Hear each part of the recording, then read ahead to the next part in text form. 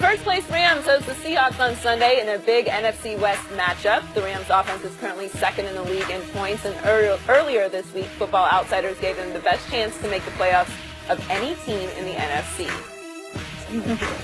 We're joined by FS1 NFL analyst and Rams legend Eric Dickerson. Oh, now you're so full of yourself. You're all dressed up. Hey, I'm trying to be like you. A gala. I'm trying to be like you. Big celebration of the Rams. Hey, when your team has 3 wins this early in the season, thank you. You know, you dress up, you feel good. You know the deal, party, because you never know what'll happen. You better tell us what's tell us what's going to happen. What is your prediction? I predict a score of 24-10 Rams. And let me tell you why. First of all, let's go back to last year. The Rams were 3-1 the same time last year. And I said on a radio show, this is not a real 3-1 team. I said, now just wait. The collapse is going to happen because they couldn't score points. They were relying on the defense. And that's all that happened last year. I'm sure Jeff Fisher loved that. Hey, and that's why I couldn't go on the sidelines anymore. Right there. Right there. So now this year, this team, this is a real 3-1 team. This could be a 4-0 team. I mean, they have a running game. Yeah. They have a defense. You know, it's funny, when we talked about running backs, we said that Ezekiel Elliott was the best running back in the NFL. Oh, now you've changed. No, it just goes to show you when you have an offensive line, what you can do, and a quarterback. Mm-hmm. And so it just goes to show how good Todd Gurley really is. So you're saying running backs are actually overrated, right? No, they're not underrated or overrated. Yeah. They're part of a football team. Mm-hmm. So they're just important as any other facet of a team. Mm. So I feel like this. I just gotta say, I think the Rams will win this football game. I think that the defense will catch up. I think everybody has questions about the defense, but with Wade Phillips, I have no problem with that. It showed last week against your Cowboys. The second half, what do? Shut that offense. Shut them down. Shut them down. Yeah. So I gotta go with my Rams to win this game 24-10. Drop, shut them down, open up, shop. Drop. I got to score 20-16 Rams. The Rams are a confident bunch. And the one thing that we've seen, even when they weren't a very good team, they could keep Jeff Fisher's job for another year by beating Seattle. And they helped him keep his job a lot longer than maybe he should, because they might be 3-13, they might finish 2-14, but one of those 3 or 2 wins was going to come against Seattle. The one thing that we do know, if you want to be who you think you are, make a statement against Seattle.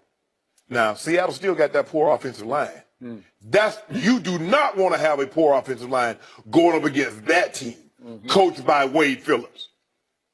Aaron Donald and Brockers and Robert Quinn. Now, if he think he had problems against Green Bay's defense, he about to have some real problems. When I watch the Rams now, they look like a team to me that has confidence, Skip, and they expect to win. Exactly. That's a whole different ball game. I've been on teams where, man, if this goes right and the defense can hold them to 5 points, and if a bird fly on the flagpole and they play the national anthem at exactly 2:01, we gonna win this game. The Rams, hey, throw it out there. Oh, we got this. That's what they did in Dallas last week. We got this. So they're playing a confident bunch. Todd Gurley running. Jared Goff is showing you why they moved up in the draft to select them #1 overall. He's also showing you why he was the best quarterback in the 2016 draft, contrary to popular belief. So with that being said, he's writing notes. The Los Angeles Rams 20, the Seahawks 16. Joy Taylor, I want to remind you, I just wrote this down. He just said, we got this. And the we is now the Rams got this. I know. It's hard to keep track of what Guess who the Rams are playing this Sunday in Los Angeles? Isn't it his Super Bowl pick? It's a Super Bowl team. He picked Seattle to win the Super Bowl, to beat New England in the Super Bowl. I didn't say they were going to go undefeated. And you're off the bandwagon? No. Against little brother Rams in the division? See, really? I love how you... What? First of all, This is shocking. I love how you enjoy trying to do this. Well, I didn't try to do anything with Joe. I just wanted a reminder for the record. He just said we about the Rams. I heard him. I'm not saying Seattle was going to go undefeated. I didn't say they're going to be 14-2. This is it, man. This is the division. So it's not over with yet. So you can't lose one game? You can't. Hold on. I just want to know this. You can't win the Super Bowl as a wild card? So you got to be the division winner? Does this game not have psychological magnitude to it? Is this not a tone setter for the rest of the year within that division? They hold serve at home. That's all they would have done. I say they beat them last year at home. Yeah. With a bad offense. Thank you for bringing that up, because there's this phenomenon that operates. I've been watching it now for the last 40 years in the sports media business. Whenever the world starts saying, oh, this team has arrived and that team has no chance, you better watch out, because that team that used to be that team, it still thinks it's that team. So, again, Jeff Fisher had a whole lot of success against the Seattle Seahawks when he coached the Rams. In fact, he was 5-5, and he would rise up for really often for the big upsets. Yes. Why was that? Because Seattle never took Jeff Fisher's team seriously enough, because they were just that bad team down there somewhere. St. Louis. In St. Louis or in the Coliseum, where it's not even their home away from home.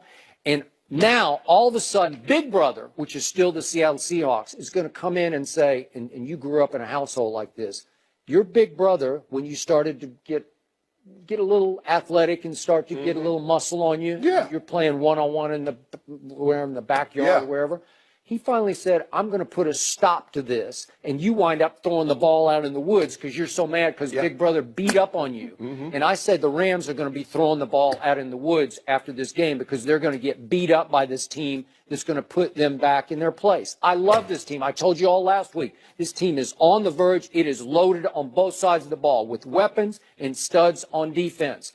But all of a sudden, if you watched on, was it Sunday night, Seattle found itself on offense, albeit against the Indianapolis Colts, who I think they're not that bad on defense. And all of a sudden, did you see what happened in the second half of that game? Yes. It was 36-3. Seattle scored 36 second-half points, and that little J.D. McKissick came out of nowhere. He's just like a little lightning bolt. And I think they have a new weapon. And all of a sudden, they're running it, they're throwing it, and I think they found themselves on offense. They were protecting. They got Russell Wilson going. They got him moving.